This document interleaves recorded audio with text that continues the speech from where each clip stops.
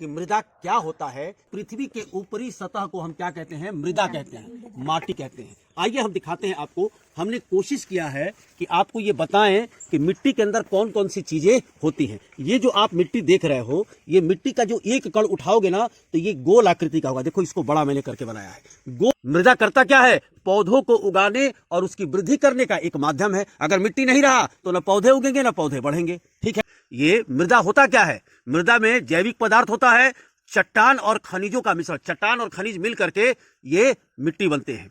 मिट्टी का जो निर्माण होता है वो 200 साल से लेकर हजारों साल तक समय लगता है मिट्टी को बनने में। मिट्टी आपको कि पौधे, मिट्टी न रहे तो पौधे उगेंगे नहीं। देखो, ये खेत में आपको पौधे दिखाई दे रहा है ना? हाँ, मिट्टी है तभी ना संभव है। तो ये बात याद रखना, मिट्टी हमारे जीवन में कितना महत्व रखता है। आइए इसके घटक के बारे में बताते हैं। मृदा, दो घटक जान लो। 50% इसका ठोस है और 50% रंध्रावकाश। समझ लीजिए इसको। ये जो मिट्टी आपका दिया गया है, इसके बीच बीच में जो खाली स्थान है उसको बोलते हैं रंध्रावकाश। यानी आधा भाग रंध्रावकाश है और आधा इसका ठोस हिस्सा है।